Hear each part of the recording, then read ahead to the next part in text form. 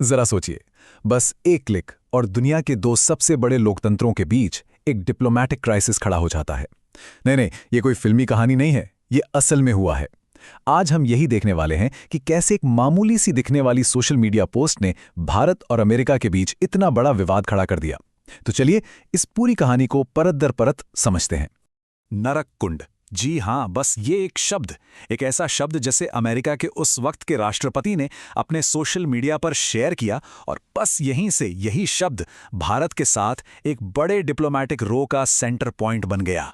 तो सवाल यही उठता है कि आखिर एक शब्द, एक अपमानजनक शब्द, इतना बड़ा विवाद खड़ा कर कैसे सकता है?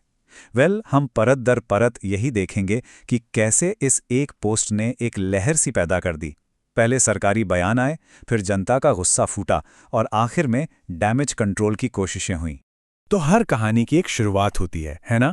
और इस पूरे इंटरनेशनल विवाद की शुरुआत हुई एक सोशल मीडिया फीड से, एक ऐसी पोस्ट से जिसने देखते ही देखते पूरी दुनिया का ध्यान अपनी तरफ खींच लिया। तो हुआ ये कि अमेरिका के राष्ट्रपति ने एक पॉडकास्टर माइकल सैवेज की एक पोस्ट को रीशेयर कर दिया। अब इस पोस्ट में भारत और कुछ दूसरे देशों के बारे में काफी अपमानजनक बातें लिखी हुई थीं और इसी पोस्ट में वो शब्द था नरक कुंड। बस यहीं से सारी कहानी शुरू हुई।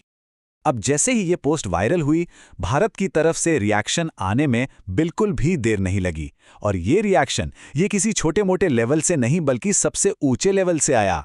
देखिए, भारत ने इस मामले में चुप रहना ठीक नहीं समझा, बल्कि एक काफी कड़ा रुख अपनाया।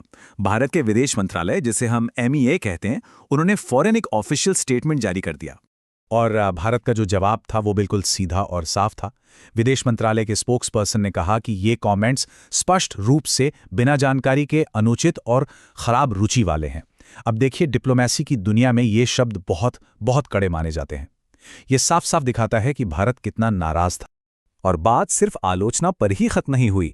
विदेश मंत्रालय ने बड़ी समझदारी से यह भी जोड़ा कि ये जो कमेंट्स हैं वो भारत अमेरिका के रिश्तों की सच्चाई को बिल्कुल नहीं दिखाते। उन्होंने याद दिलाया कि दोनों देशों के रिश्ते आपसी सम्मान और साझा हितों पर टिके हुए हैं। लेकिन ये मामला सिर्फ सरकारी दफ्तरों और बयानों तक ही नहीं रुका। बहुत जल्दी ये सोशल मीडिया पर आग की तरह फैल गया और पब्लिक में इस पे जबरदस्त बहस छिड़ गई। मतलब ये सिर्फ दो सरकारों के बीच की बात नहीं रह गई थी। कम्युनिटी ऑर्गेनाइजेशंस और बड़े बड़े पॉलिटिकल फिगर्स सबने इसकी तुरंत आलोचना करनी शुरू कर दी। जैसे अमेरिका में एक बहुत बड़ा एडवोकेसी ग्रुप है, हिंदू अमेरिकन फाउंडेशन।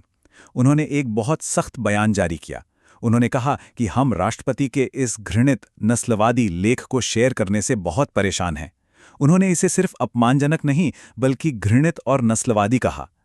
इससे पता चलता है कि इसका सामाजिक असर कितना गहरा था। और उन्होंने सिर्फ बयान ही नहीं दिया, उन्होंने साफ साफ अपनी चिंताएं भी बताईं। उन्होंने कहा कि इस तरह की पोस्ट नफरत को और भड़काएगी, कम्युनिटीज को खतरे में डालेगी और जो पहले से ही जेनोफोबिया और नस्लवाद का माहौल है उसे और बिगाड़ेगी। तो उन्होंने राष्ट्रपति से ये पोस्ट हटाने की मांग की। अब ये गुस्सा सिर्फ अमेरिका तक ही नहीं रुका था। भारत में भी पॉलिटिशियन प्रियंका चतुर्वेदी ने ट्रूथ सोशल पर इन कमेंट्स को देखने के बाद इन्हें बहुत तीखा बताया। तो ये बात साफ थी कि अब ये भारत के लिए भी एक बड़ा मुद्दा बन चुका था। तो अब जब चारों तरफ से इतनी आलोचना होने लगी तो जाहिर है अमेरिकी साइड को ये समझ में आ गया कि अब डैमेज कंट्रोल का टाइम है। और यहाँ एक बात ध्यान देने वाली है, ये जो सफाई आई ये खुद से नहीं आई थी। ये तब आई जब इंडियन मीडिया ने लगातार सवाल पूछना शुरू कर दिया और अमेरिकी एम्बेसी को जवाब देने के लिए मजबूर होना पड़ा। तो यहाँ आप देखिए कि डिप्लोमेसी कैसे काम करती है। एक तरफ थी वो अपमानजनक पोस्ट जिसमें भारत को नरक कुंड कहा गया और दूसरी तरफ आया ये बयान कि प्रेसिडेंट तो भारत को एक महान देश मानते हैं और प्रधानमंत्री को एक अच्छा दोस्त। ये डैमेज कंट्रोल का एक क्लासिक केस है। तो इस पूरी कहानी से हमें सीखने को क्या मिलता है? देखिए, ये सिर्फ एक सोशल मीडिया का झगड़ा नहीं है, ये उससे कहीं ज्यादा बड़ा है। ये हमें सिखाता है कि आज की दुनिया में शब्दों में, खासकर जब वो किसी बड़े लीडर के हों, तो कितनी ताकत होती है।